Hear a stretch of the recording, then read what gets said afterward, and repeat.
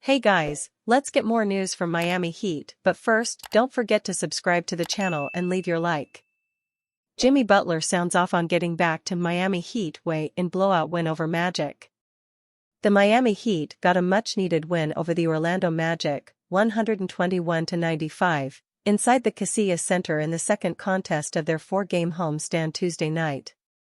Miami's victory gives them the 3-1 regular season series win over the Magic as star Jimmy Butler and head coach Erik Spoelstra spoke after the game to the media to talk about the complete win. This team has been searching for that aforementioned complete win as of recent, where they are exceptional on defense, which translates to efficient offense.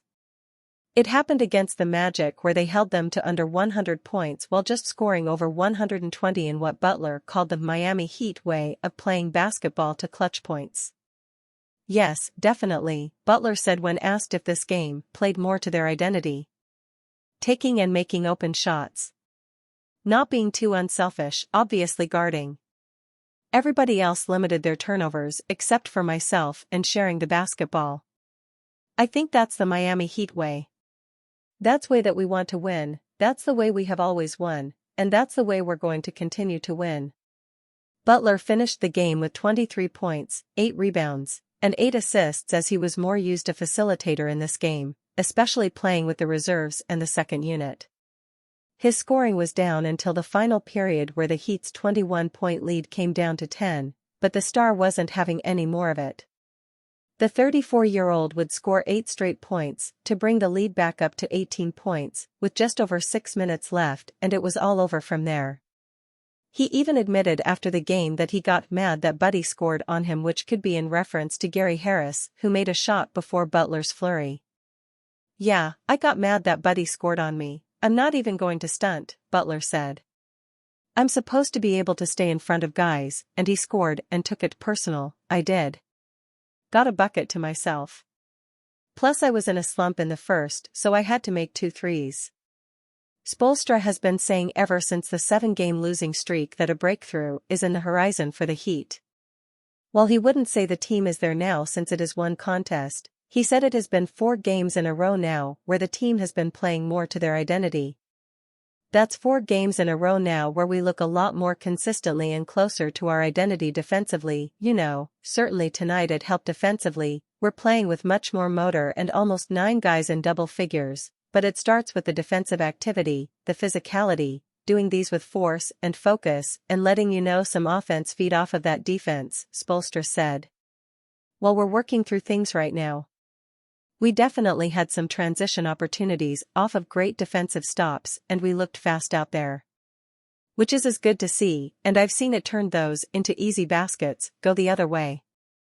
We have really high respect for Orlando and what they've done, so overall, that's a quality win against a very good opponent. The Heat won't have time to rest as their next game is Wednesday night, as it will be the tail end of the back-to-back as they face rookie sensation Victor Wembanyama and the 10-win San Antonio Spurs. Miami is now 27-24 on the season, which puts them 7th in the Eastern Conference, moving ahead of the Magic with the win Tuesday. Terry Rozier finding his role in Heat with playoffs in focus. Last Sunday after the loss to the Los Angeles Clippers, new Miami Heat guard Terry Rozier was hard on himself after another inefficient shooting night where he made 7 of his 17 attempts.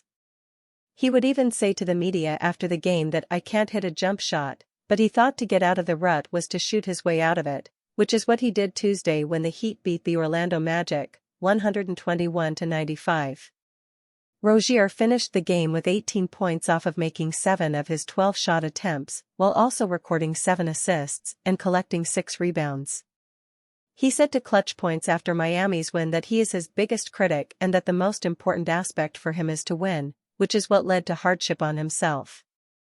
"I'm getting there. I'm my biggest critic, but I know things are going to turn. So that's the beauty of it," Rozier said. "I'm human, it is part of basketball. But most important thing, like I said, we're looking at the wins and loss columns. I want to win. That's the most important thing. The win over the Magic for the Heat was a breath of fresh air as it was one of the more complete games the team has played in a while as they allowed under 100 points while scoring just over 120. Rozier said after the win that they played to their identity. "That's kind of the identity of our team, just trying to find the best shot," Rozier said. "We got a lot of guys that can create for themselves and create for others, and we just playing well with each other. So we just keep looking to do that." There was no doubt that Rozier had to get acclimated to the style that the Heat play as his usage with the Charlotte Hornets was not going to translate right from the jump. However, he said that Miami is super connected and with the amount of talent the team has and that they are going to be tough to beat. "I mean, it's great. We're just playing winning basketball." Super connected, Rozier said. "You know, we got a lot of talented players are playing hard and we're gonna be tough to beat." Is Alex Caruso to the Miami Heat a real possibility? The Miami Heat fanbase is never satisfied with the roster due to the few major changes to it in the past 4 years. The Heat made one splash with guard Terry Rozier in January, but major success is yet to come. Since acquiring the former Charlotte Hornet, the team has a 2-5 record. Fox Sports' Ben Cotton recently listed a mock trade for each NBA team ahead of the February 8 trade deadline. The Heat's deal sent guard Josh Richardson, forward Nikola Jovic, and a first-round pick to the Chicago Bulls for guard Alex Caruso.